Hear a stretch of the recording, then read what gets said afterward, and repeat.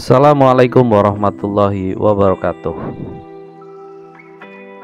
Video pembelajaran kali ini menampilkan materi pembelajaran bahasa Indonesia untuk kelas 12 mengenai artikel opini.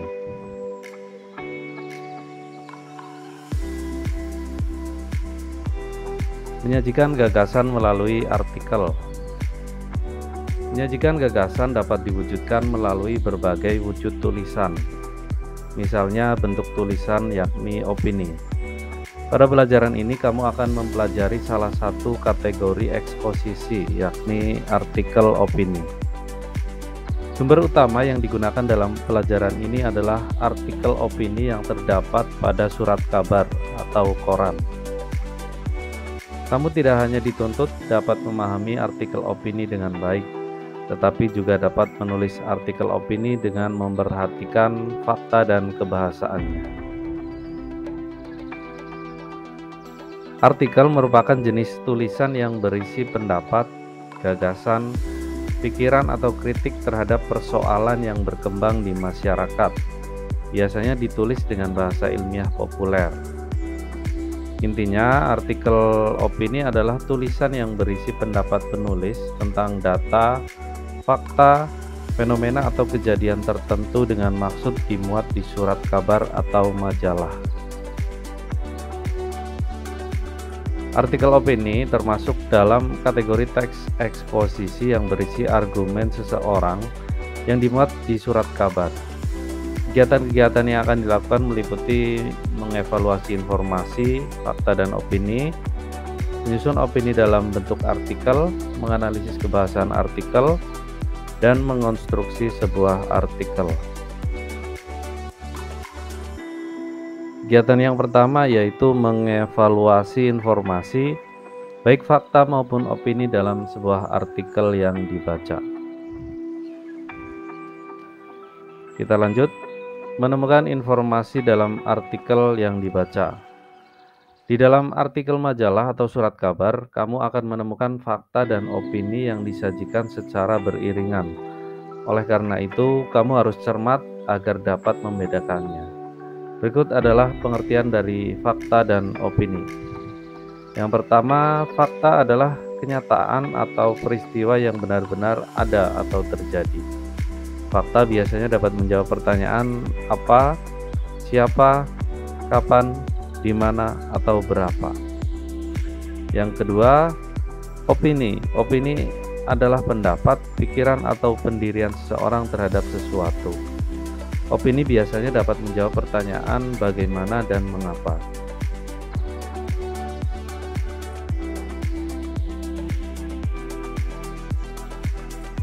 Berikutnya, untuk lebih jelas, dalam sebuah artikel, fakta biasanya didapat dari 3 sumber, yaitu yang pertama, fakta dari peristiwa yang benar-benar terjadi atau nyata. Yang kedua, fakta dari hasil riset atau penelitian sebuah lembaga atau seseorang yang kompeten di bidangnya. Dan yang ketiga, fakta didapat dari pendapat seseorang yang kompeten dan kredibel berdasarkan hasil pengamatan yang dilakukannya terhadap sebuah peristiwa. Berikutnya, ciri-ciri kalimat opini. Kalimat opini tidak dapat atau belum dapat dibuktikan kebenarannya. Yang kedua, kalimat opini berisi tanggapan pribadi penulis atas sebuah masalah atau kejadian. Yang ketiga, kalimat opini bersifat subjektif yang biasanya diikuti pendapat, saran, dan uraian yang menjelaskan pandangan penulis terhadap suatu masalah atau kejadian. Berikutnya, kalimat opini biasanya menggunakan kata-kata yang sifatnya tidak pasti, seperti kata mungkin, rasanya, sepertinya, dan seterusnya. Dan yang terakhir, kalimat opini juga biasanya menggunakan kata-kata yang sifatnya memberi saran atau solusi. Contohnya kata seharusnya atau sebaiknya.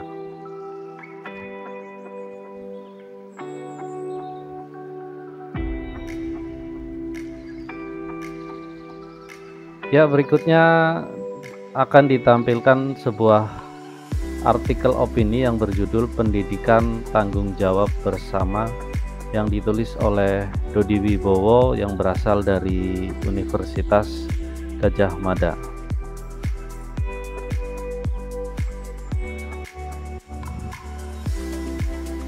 Peristiwa kekerasan dilakukan anak usia sekolah terhadap temannya banyak dikabarkan media. Dalam melakukan tindakan kekerasan, meskipun di luar lingkungan sekolah, anak masih mengenakan seragam sekolah. Yang menarik perhatian ialah baik ketika ada penyesalan maupun permohonan maaf, yang meminta maaf hanyalah pelaku dan orang tuanya.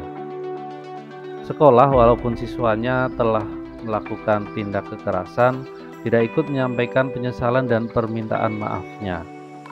Seolah ketika peristiwa kekerasan itu terjadi di luar lingkungan sekolah, hal tersebut di luar tanggung jawab sekolah. Situasi itu memunculkan kembali pertanyaan yang sebenarnya sudah bisa dijawab sejak lama terkait dengan relasi sekolah dengan orang tua dalam pendidikan anak. Namun, sayangnya belum juga diurus secara serius, yaitu bagaimana sebenarnya pembagian tanggung jawab pendidikan anak antara sekolah dan orang tua.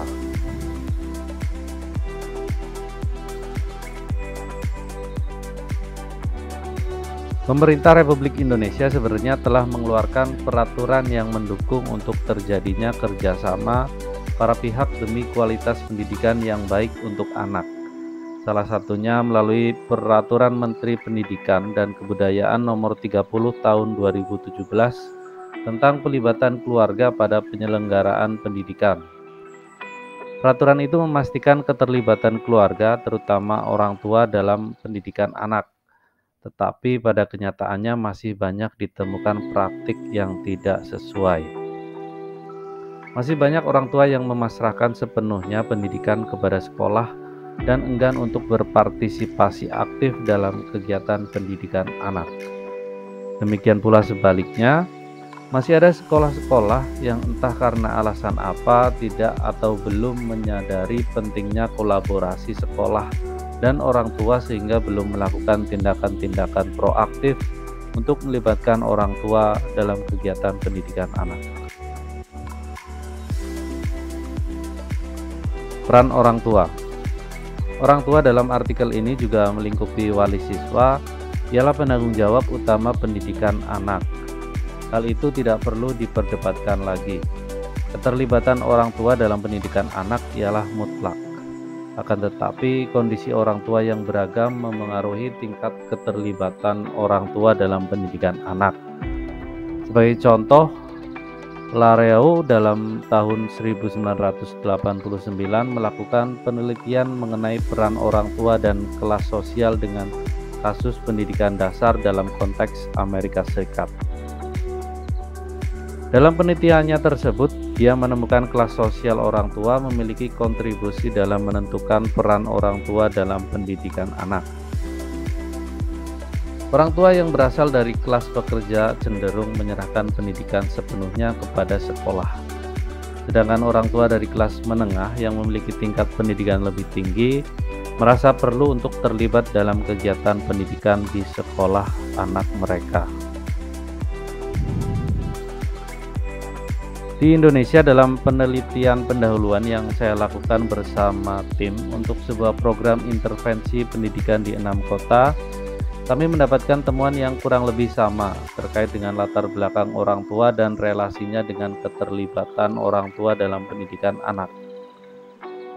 Orang tua dengan tingkat pendidikan rendah ataupun berasal dari status ekonomi lemah, bukannya tidak mau terlibat dalam pendidikan anak, melainkan mereka tidak tahu bagaimana cara mereka terlibat dalam pendidikan anak di sekolah. Sementara itu, sekolah tidak melakukan tindakan proaktif untuk melibatkan orang tua. Orang tua akhirnya cenderung bersikap pasif sehingga yang terlihat ialah orang tua yang menyerahkan pendidikan sepenuhnya kepada sekolah. Berikutnya, peran sekolah. Beragam faktor yang dimiliki orang tua tidak seharusnya kemudian digunakan sebagai alasan untuk kurang atau tidak berperan dalam pendidikan anak dan menyerahkan sepenuhnya ke sekolah. Di sisi sebaliknya, sekolah perlu menjadi pihak yang sensitif dalam melihat situasi itu dan kemudian harus berperan aktif mendorong orang tua untuk terlibat dalam pendidikan anak. Dari awal, sekolah harus menyadari bahwa mereka tidak bisa bergerak sendiri dalam memberikan pendidikan berkualitas untuk anak. Sekolah bersama dengan orang tua dan masyarakat ialah satu kesatuan yang wajib bekerja sama, memberikan lingkungan belajar yang kondusif untuk anak. Kesadaran dasar itu yang akan menjadi landasan sekolah merumuskan strategi yang akan dilakukan untuk meningkatkan keterlibatan orang tua dalam pendidikan anak.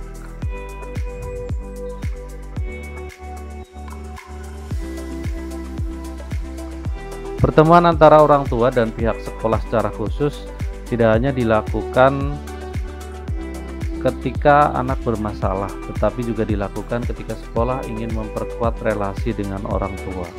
Sekolah melakukan kunjungan silaturahim ke rumah siswa untuk mengenal lebih dekat siswa dan orang tuanya, dan berdiskusi mengenai hal-hal yang bisa dikerjakan bersama untuk mendukung pendidikan anak. Pelibatan orang tua juga dilakukan dengan memberi kesempatan orang tua untuk menjadi guru tamu dalam kegiatan pembelajaran di sekolah. Kegiatan itu terbukti mampu meningkatkan rasa keterlibatan orang tua dalam pendidikan anak. Anak yang bersekolah wajib mendapat pendampingan yang utuh, baik dari keluarga, sekolah, maupun juga masyarakat. Khusus antara keluarga dan sekolah, kerja kolaboratif sekolah dan orang tua ialah mutlak dan tidak bisa ditawar lagi. Anak yang bersikap dan berperilaku baik ialah buah kerja kolaborasi orang tua dan sekolah. Demikian pula sebaliknya, ketika anak melakukan tindakan tidak terpuji, ada orang tua dan sekolah yang harus bersama-sama mempertanggungjawabkannya. Jadi, bagaimana pembagian tanggung jawab pendidikan untuk anak antara orang tua dan sekolah? Tidak ada. Pendidikan untuk anak ialah tanggung jawab bersama antara orang tua dan sekolah. Artikel ini bersumber dari mediaindonesia.com.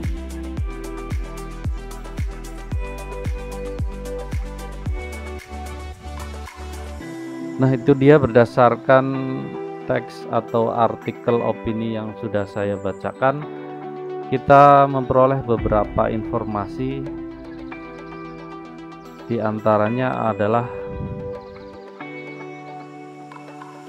yang pertama, peristiwa kekerasan dilakukan anak usia sekolah terhadap temannya banyak dikabarkan di media. Kita bisa kelompokkan informasi ini termasuk ke dalam fakta ya, atau peristiwa yang benar-benar terjadi. Informasi yang kedua, seolah ketika peristiwa kekerasan itu terjadi di luar lingkungan sekolah, hal tersebut di luar tanggung jawab sekolah. Informasi ini termasuk ke dalam opini. Yang ketiga, pemerintah Republik Indonesia sebenarnya telah mengeluarkan peraturan yang mendukung untuk terjadinya kerjasama para pihak demi kualitas pendidikan yang baik untuk anak.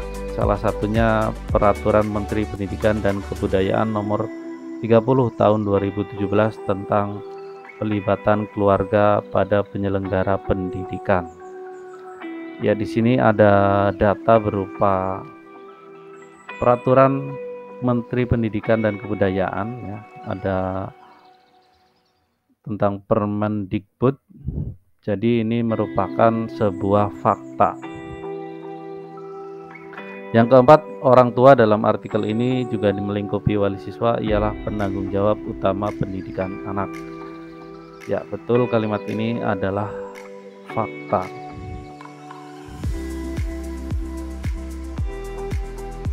Lanjut, dalam penelitiannya tersebut dia menemukan kelas sosial orang tua memiliki kontribusi dalam menentukan peran orang tua dalam pendidikan anak. Kalimat ini termasuk fakta karena merupakan isi sebuah penelitian ya, atau riset yang telah dilakukan oleh ahli atau yang kompeten di bidangnya. Berikutnya, orang tua dengan tingkat pendidikan rendah ataupun berasal dari status ekonomi lemah bukannya tidak mau terlibat dalam pendidikan anak, melainkan mereka tidak tahu bagaimana cara mereka terlibat dalam pendidikan anak di sekolah. Ini merupakan opini dari penulis. Lanjut nomor 7. Dari awal, sekolah harus menyadari bahwa mereka tidak bisa bergerak sendiri dalam memberikan pendidikan berkualitas untuk anak. Dan ini juga termasuk opini penulis, ada kata harus ya atau seharusnya, yang artinya ini adalah saran dari penulis.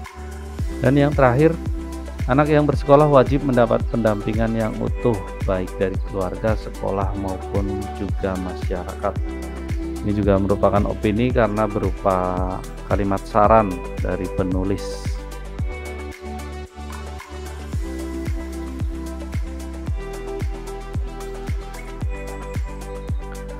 Nah, itu dia kegiatan kita pada video kali ini. Kita sudah bisa menemukan informasi yang ada dalam artikel yang kita baca.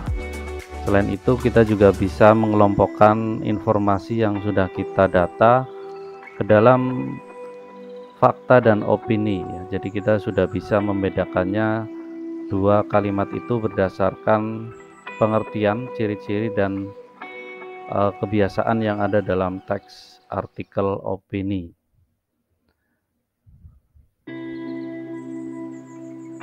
Nah, untuk video berikutnya kita akan belajar mengenai menyusun opini dalam bentuk artikel.